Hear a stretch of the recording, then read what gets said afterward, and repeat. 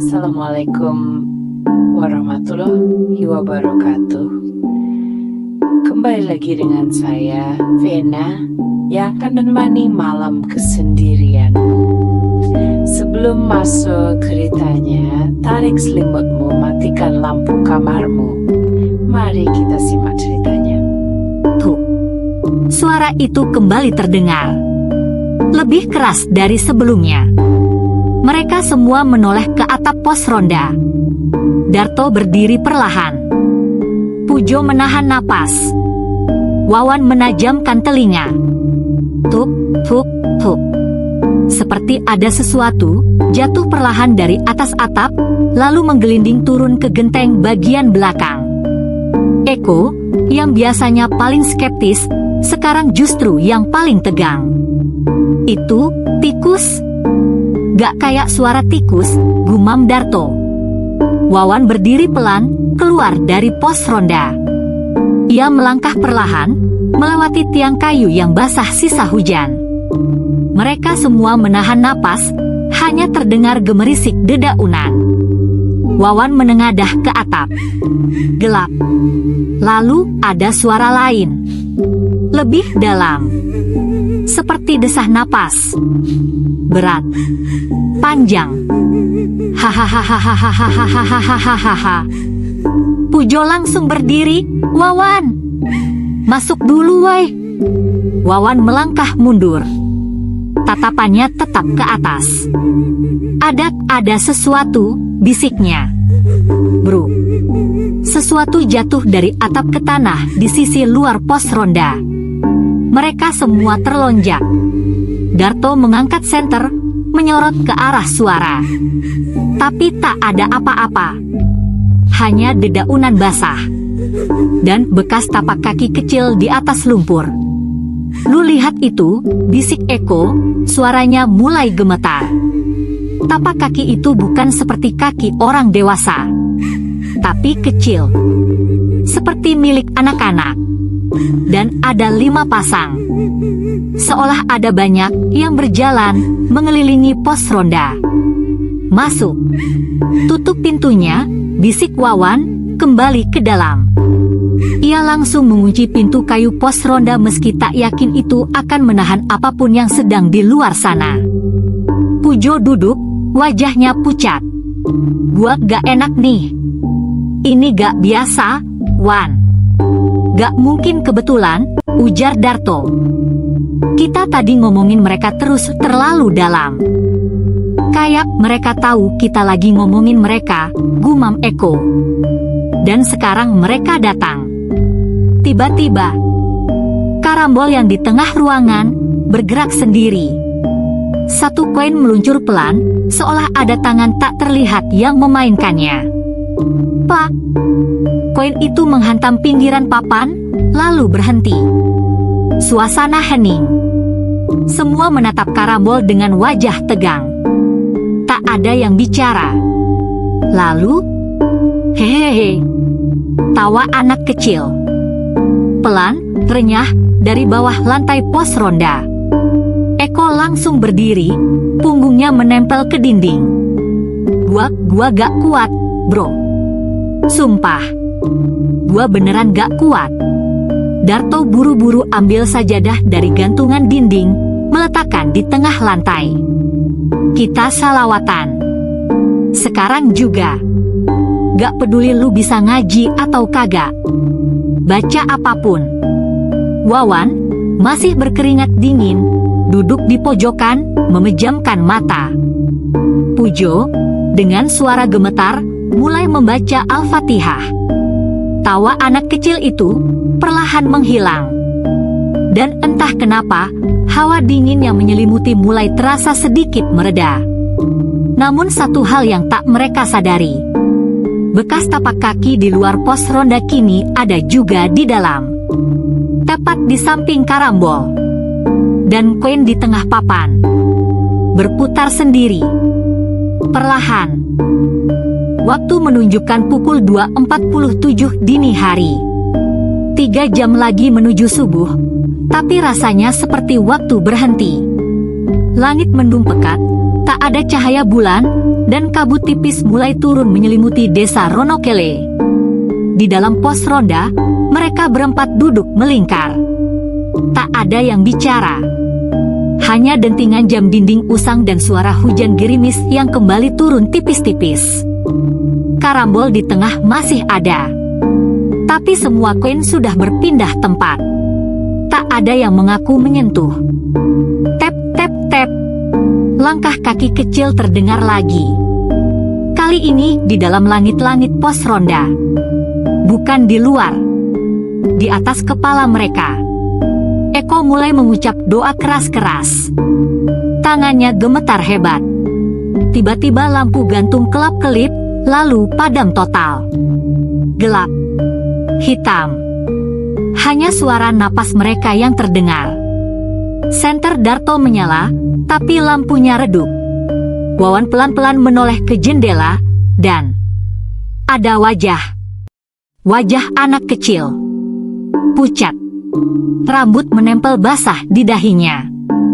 Matanya kosong, mulutnya setengah terbuka, seperti menyeringai, dan menangis darah.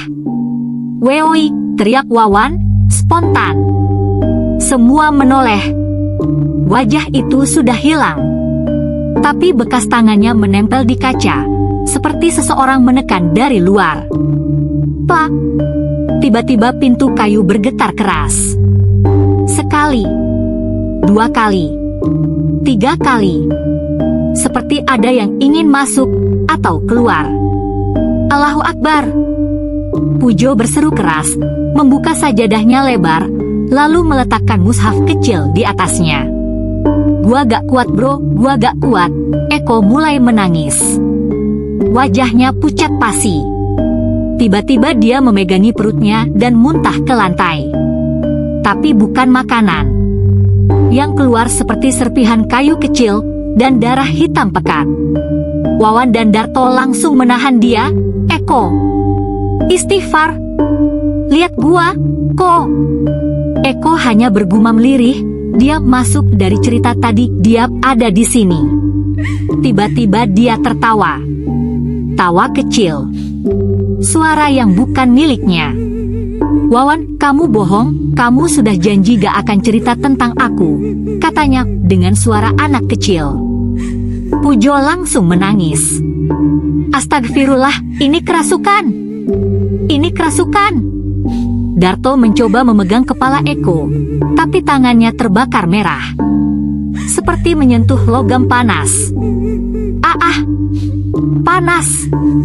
Ini bukan Eko. Wawan menarik nafas panjang, menggenggam tasbih kecil dari kantongnya. "Kita harus lawan.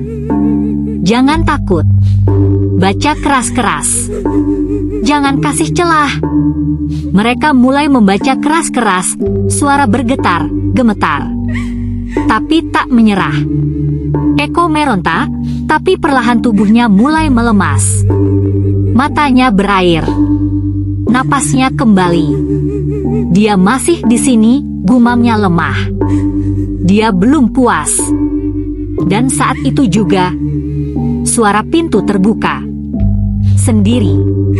Tanpa ada yang menyentuh. Angin dingin masuk.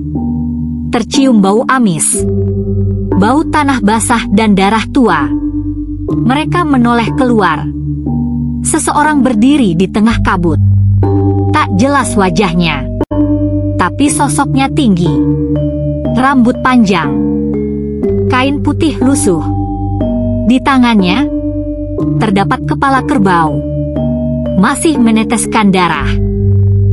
"Masih ada yang belum selesai," bisiknya dengan suara Pak Giman, bos lama Wawan. Wawan langsung tersungkur. "Itu dia, itu, bukan Pak Giman, itu dia yang minta sesajen." Dan sosok itu melangkah pelan menuju pos ronda. Pukul 3.51. Pos ronda Ronokele terlihat sepi dari luar. Tapi di dalam, 4 pria duduk diam.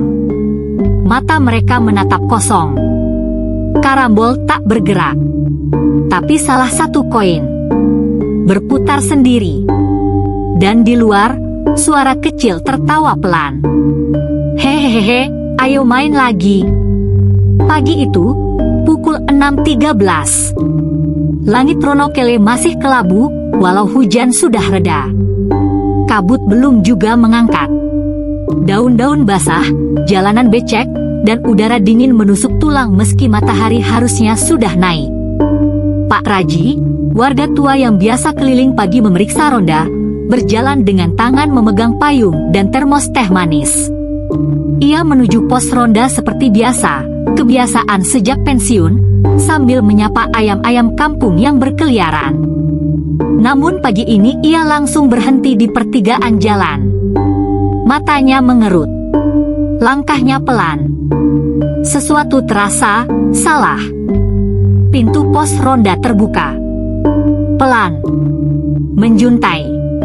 Seperti ditinggalkan terburu-buru atau tidak sempat ditutup. Eko, panggilnya. Wawan? Pujo? Tak ada jawaban. Ia melangkah lebih dekat. Hatinya mulai tak enak. Begitu mengintip ke dalam, ia ternganga. Tubuhnya menegang. Di dalam pos ronda, karambol terbalik. Sajadah dan mushaf berserakan. Ada cairan hitam pekat di pojokan. Dan jejak kaki kecil berlumur lumpur menyebar dari pintu sampai ke dinding. Tapi yang paling mengerikan, 4 pria duduk di pojok. Diam. Menatap lurus. Tak berkata sepatah kata pun. Mereka masih hidup. Tapi tak bereaksi. Pak Raji langsung teriak minta tolong. Dalam waktu setengah jam, warga berkumpul. Pak Lurah datang. Beberapa pemuda masuk ke dalam, mengguncang bahu Wawan dan Darto. Barulah mereka mulai bereaksi. Perlahan, Wawan menangis. Tubuhnya gemetar. Pujo muntah-muntah lagi. Kali ini hanya cairan asam. Darto hanya berkata, dia masih di sini. Dia belum selesai. Eko tak bicara. Ia hanya menulis sesuatu di lantai dengan jari. Satu kata, main. Siangnya, Pak Lurah memanggil dukun tua dari desa sebelah. Mbah Wardi, yang terkenal bisa melihat lebih dalam. Begitu ia menginjakkan kaki ke pos ronda, ia langsung berkata, kalian sudah bangunkan yang tak seharusnya dibangunkan. Mbah Wardi menyuruh semua warga keluar, lalu masuk sendiri ke dalam pos ronda. Beberapa menit kemudian ia keluar, wajahnya pucat. Bukan cuma satu makhluk, tapi penjaga dan anak-anaknya.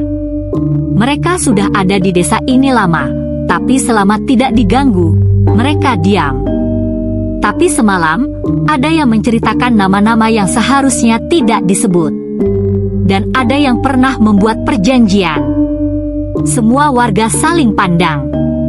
Ada yang mulai berbisik tentang gudang kayu, tentang kepala kerbau, tentang bos Wawan. Dan malam itu, desa Ronokele sepakat. Tak ada ronda malam selama 7 hari ke depan. Mbah Wardi menanam benda-benda di 4 penjuru desa, dan memberi satu peringatan. Jika anak-anak kecil mulai terdengar bermain, saat malam sudah lewat jam 2. Jangan keluar. Jangan bicara. Jangan sekali-sekali mengajak mereka main. Dan sejak malam itu, Ronokele tak pernah benar-benar tidur nyenyak lagi.